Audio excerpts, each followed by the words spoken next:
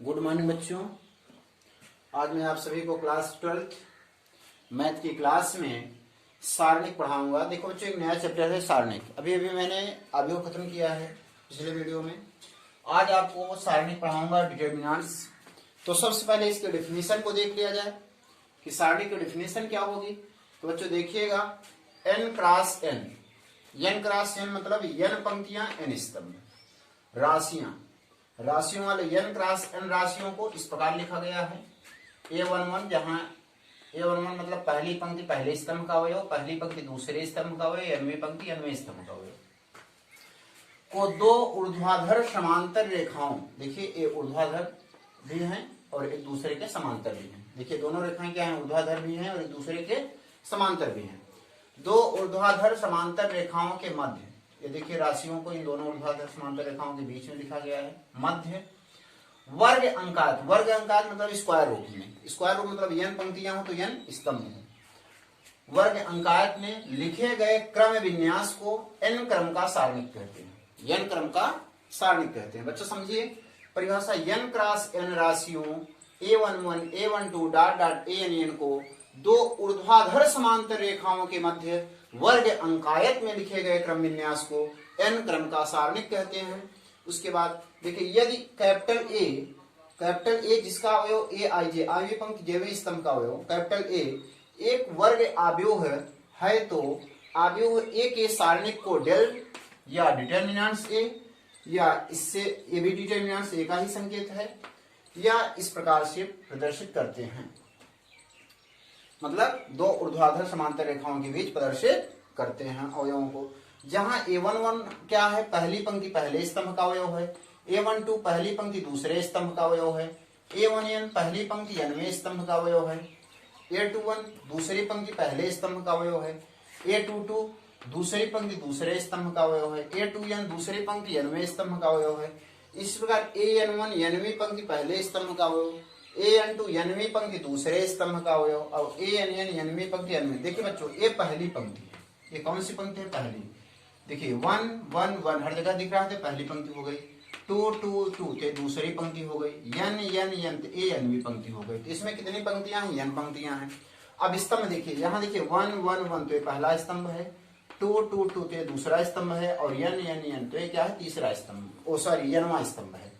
तो अब देखिए, इसको मैंने बता दिया कि n पंक्तियां होंगी तो n स्तंभ होगा, अर्थात केवल उसी आव्यूह का सारणिक निकाला जा सकता है जिसमें पंक्तियों और स्तंभों की संख्या समान हो, अर्थात उस आव्यूह का नाम होता है वर्ग आव्यूह। तो नोट डालकर लिख लो, नोट डालकर लिख लो, केवल किस प्रकार के आव्यूह का सारणिक निकाला जा सकता है, केवल ऐसे आव्यूह का बच्चों सारणिक निकाला जा सकता है जिनमें पंक्तियों और स्तंभों की संख्या क्या हो, समान हो। तो जिस आव्यूह में पंक्तियों और स्तंभों की संख्या बराबर होती है, मैंने बताया था, उसे वर्ग आव्यूह कहते हैं। तो बच्चों आप लोग लिखोगे, केवल वर्ग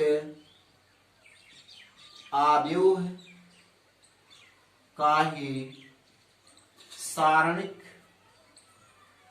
ज्ञात किया जा सकता है, ज्ञात किया जा सकता है। बच्चों ध्यानपूर्वक समझ लीजिए, एकदम क्लियर कर दे रहा हूं। जो वर्ग आव्यूह होगा उसी का सारणिक ज्ञात किया जा सकता है। कोई ऐसा आव्यूह जिसमें पंक्तियों और स्तंभों की संख्या समान नहीं है, उसका सारणिक ज्ञात नहीं किया जा सकता है।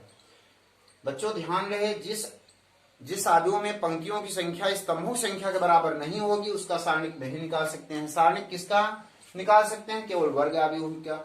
अर्थात हम ये कह सकते हैं, सारणिक में सदैव पंक्तियों और स्तंभों की संख्या क्या होगी, समान होगी। किसी भी सारणिक में सदैव क्या होगा, पंक्तियों और स्तंभों की संख्या क्या होगी, समान होगी। अगर n पंक्तियां हैं तो n स्तंभ होंगे।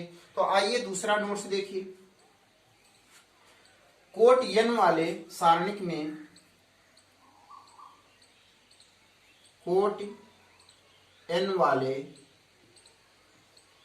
कोट n मतलब कोट कितना है, n वाले सारणिक में अवयवों की संख्या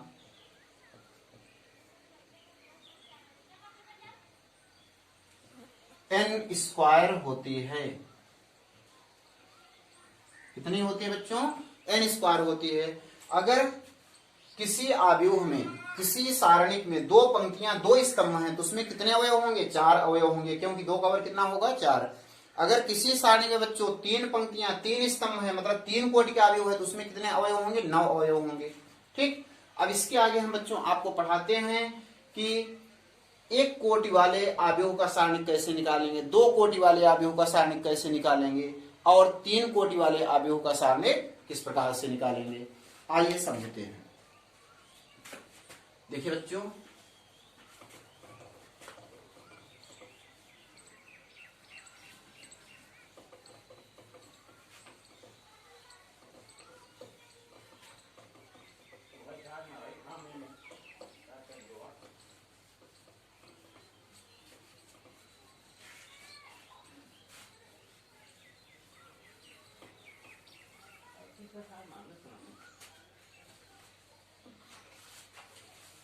अब देखिए इसके बाद है 1 कोटि वाले अवयवों का सारणी। कोटि 1 वाले अवयवों का सारणी पहला है कोटि 1 वाले अवयवों का सारणी, अवयवों का सारणिक। कोटि 1 वाले अवयवों का सारणिक देखो बच्चों किस प्रकार से निकालेंगे। माना कि ए इक्वल टू कोई अवयव है, एक अवयव है AIJ, तो कोटि 1 है तो इसको चाहे ए ही लिख दो, A11 कर दें, पर्याप्त है। 1 कोटि का अवयव हम ले रहे हैं तो इसकी पहला पंक्ति पहला स्तंभ होगा, AIJ दिखाने क्या मतलब, बस हो गया भाई। केवल हम कोटि 1 पहले ही लिख दिए हैं, मतलब इसमें एक ही पंक्ति एक ही स्तंभ है, इसके अलावा कुछ भी नहीं है। अगर एक पंक्ति एक स्तंभ है तभी तो कोटि 1 का अवयव माना जाएगा। तो इसका सारणिक कैसे लेंगे? अब इसका सारणिक लिखेंगे डिटरमिनेंट्स इक्वल टू, यहां भी होगा A11, तो बराबर क्या हो जाएगा? केवल A11 के बराबर हो जाएगा। और एग्जाम्पल अगर देखना हो तो देखिए, जैसे A इक्वल टू, अगर कोई अवयव यहाँ 2 है तो इसका सारणिक डिटरमिनेंट्स A इक्वल टू क्या हो जाएगा? पहले ऐसे सारणिक बना लो, इस अवयव का सारणिक लेना है तो इसको जो झुकाया, वो जो बड़ा कोष्टक लगाया हूं यहाँ झुकाता हूं अवयव में, केवल ऊर्ध्वाधर लाइनें होंगी। ये बराबर किसके होगा? 2 के। अब इसी प्रकार दूसरा पॉइंट है कोटि 2 वाले अवयव का सारणिक, अवयव का सारणिक। देखिए बच्चों इसको किस प्रकार से निकालेंगे। कोटि 2 वाले अवयव का सारणिक मतलब 2 कोटि वाले अवयव का सारणिक।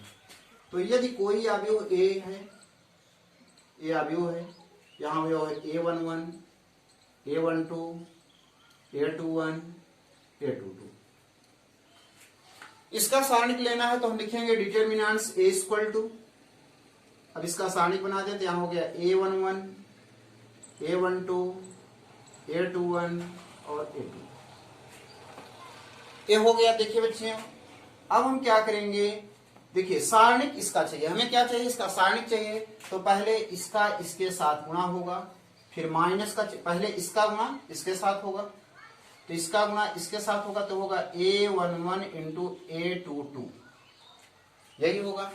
उसके बाद माइनस का चिन्ह यहां लगाएंगे, अब गुणा होगा इसका इसके साथ, तो क्या होगा A21 इंटू A12, इसका सारणिक हो गया।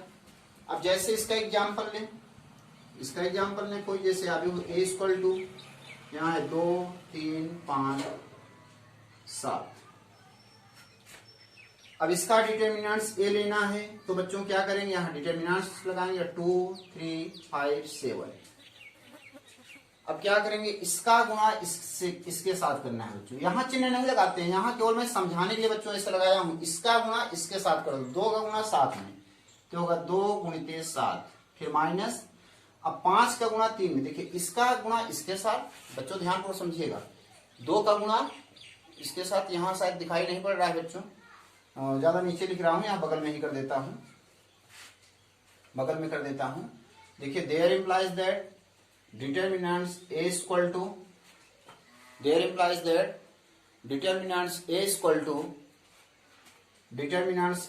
टू अभी होगा 2 3 5 7। तो देखिए बच्चों यहाँ एरो लगाने की जरूरत नहीं है, इसका गुणा इसके साथ मतलब तिर्यक गुणा होगा, 2 का गुणा 7 में, इसका गुणा इसके साथ तो होगा 2 गुणित 7 माइनस फिर 5 का गुणा 3 के साथ 5 गुणित 3 5 गुणित 3। तो बच्चों हो गया कितना, देखिए ये हो गया 2 सते 14 और माइनस 5 तिहाई 15 और 14 में 15 घटा तो क्या बचा -1। तो इसका सारणी कितना हो गया -1 हो गया। अब इसके बाद बच्चों हम आपको बताएंगे 3 कोटि वाले आव्यूह का सारणी किस प्रकार निकालेंगे। देखिए कोटि 3 वाले आव्यूह का सारणी।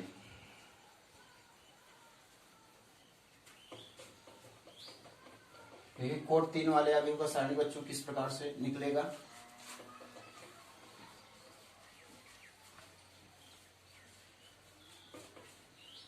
एक कोट 3 वाले आव्यूह का सारणी बहुत इंपॉर्टेंट है बच्चों, बहुत ज्यादा पूछा जाता है, इसको ध्यानपूर्वक समझिएगा। कोट 3 वाले आव्यूह का सारणी। तो मान लीजिए कोई वर्ग आव्यूह ए इक्वल टू है, यहाँ पर A11 A12 A13 A21 A22 A23 A31 A32 A33। समझिएगा पहली पंक्ति पहले स्तंभ का अवयव, पहली पंक्ति दूसरे स्तंभ का, पहली पंक्ति तीसरे स्तंभ का अवयव, ये सब दिखाते हैं संख्या। अब इसका सारणी लिखेंगे डिटर्मिनेंट्स ए इक्वल टू, यहां पर लिखेंगे A11। अब इसका डिटर्मिनेंट्स ले लें बच्चों, सारणी लेना है। यहां लेंगे A12, यहाँ A13, यहाँ A21, यहाँ A22, यहाँ A33 सॉरी A23, यहाँ A31, यहाँ A32, यहाँ A33। अब बच्चों देखिए आप इसका किसी भी पंक्ति के सापेक्ष सारणी ले सकते हो, चाहे पहली पंक्ति के सापेक्ष लो, चाहे दूसरी पंक्ति के सापेक्ष लो, चाहे तीसरी पंक्ति के सापेक्ष लो, चाहे पहले स्तंभ के सापेक्ष लो, चाहे दूसरे स्तंभ के सापेक्ष, चाहे तीसरे। तो चलिए अभी मैं आपको आसानी सिखाता हूं, पहले पंक्ति के सापेक्ष इसका विस्तार करते हैं, इसका सारणी ज्ञात हो जाएगा। ठीक, तो प्रथम पंक्ति के सापेक्ष मैं यहाँ लेता हूँ। किस पंक्ति के सापेक्ष बच्चों? प्रथम पंक्ति के सापेक्ष सारणी लेने पर पहली पंक्ति के सापेक्ष सारणी लेने जा रहा हूँ। तो पहली पंक्ति के सापेक्ष बच्चों जिस पंक्ति के सापेक्ष सारणी निकलेंगे अर्थात उसका उपसार निकलेंगे, प्रथम पंक्ति के सापेक्ष उपसारणी। जैसे यहाँ में प्रथम पंक्ति के अवयव कौन कौन से हैं? देखिए पहली पंक्ति यही हमारी है, ये वाली A11 A12 A3 A13, मतलब पहली पंक्ति पहले स्तंभ का अवयव, पहली पंक्ति दूसरे स्तंभ का अवयव और पहली पंक्ति तीसरे स्तंभ का अवयव। तो पहले इस अवयव को लेंगे, A11 को लेंगे। ठीक, पहले A11 को लेंगे। अब इसका बच्चों उपसारणी लेंगे। क्या लेंगे? उपसारणी, A11 का उपसारणी। देखो बच्चों यहाँ 1 1 है तो मैं पहली पंक्ति और पहले स्तंभ के अवयव को छोड़ दूंगा। क्या करूंगा बच्चों समझिएगा, पहली पंक्ति पहले स्तंभ के अवयव को छोड़ दूंगा। तो जब पहली पंक्ति को छोड़ूंगा और पहले स्तंभ को छोड़ूंगा तो इतने ही तो अवयव बचे। देखिए पहली पंक्ति को भी छोड़ना है और पहले स्तंभ को भी छोड़ना है, तो यही अवयव बचे। क्या बचे? A22 A23 A32 और A33। उसके बाद देखो बच्चों अब ये प्लस में ले लिया है तो अगला हमें माइनस में लेना पड़ेगा। अब आप कहोगे सर ऐसा क्यों? ऐसा इसलिए कि यहाँ इसके पहले हम गुणांक लगाते हैं, -1 की पावर। अगर 1 1 है तो क्या होगा 2, तो इसका मान क्या होगा प्लस। फिर यहाँ देखो 1 2 है तो यहाँ -1 की पावर 2 1 क्या होगा 3, विषम घात है, -1 पे विषम घात है तो इसका मान क्या होगा माइनस, इसलिए यहाँ क्या होगा माइनस। फिर आगे देखिए 3 1 4 यहाँ आएगा, -1 की घात क्या होगी 4, तो इसका मान क्या होगा प्लस, इसलिए ऐसा होता है।